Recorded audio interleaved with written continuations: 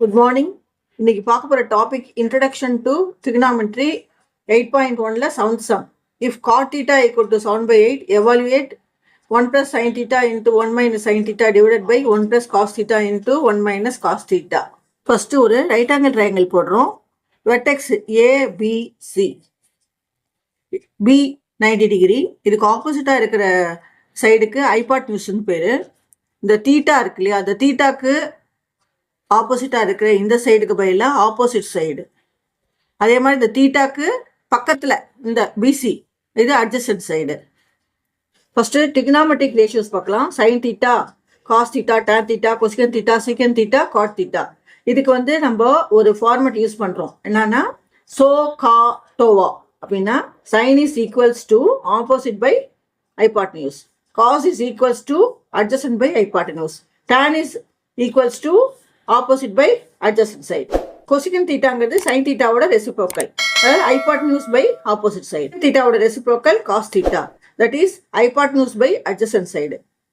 God தீட்டாவோட reciprocal tan theta, that is adjacent by opposite side. இப்போ என்ன கொடுத்துருக்காங்க, காட் தீட்டா ஈக்குவல்ஸ் 7/8 கொடுத்துருக்காங்க.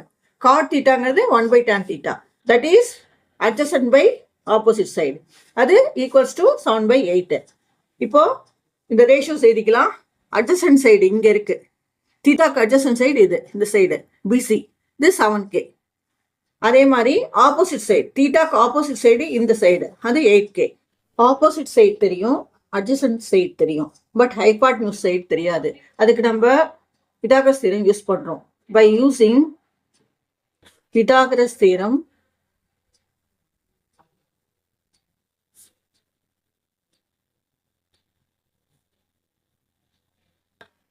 opposite side square plus adjacent side square equals to hypotenuse square. Okay, இப்போ opposite side தீட்டாவோட opposite side 8K whole square plus adjacent side 7K whole square equals to hypotenuse square, that is AC square. அப்போ 8 64K square plus 49K square equals to hypotenuse square. இப்போ இதையும் add பண்ணனா என்ன வரும், 9 4 13, 1 4 5 6 13, 113K square equals to hypotenuse square. இப்போ hypotenuse square equals to 113K square.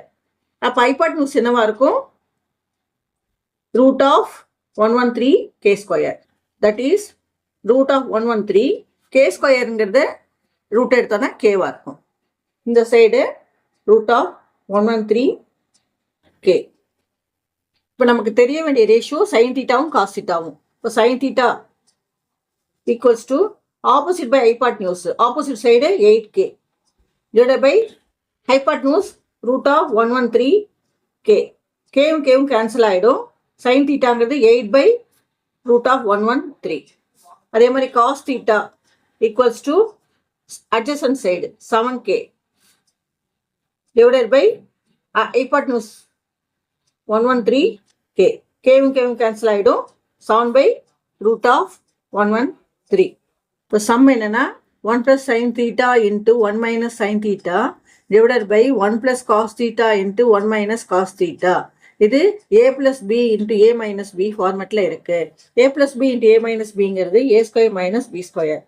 aங்கிறது 1, இப்போ 1 square minus bங்கிறது sin theta, sin square theta divided by 1 square minus cos square theta. Okay, equals to 1 minus sin thetaங்கிறது 8/root of 113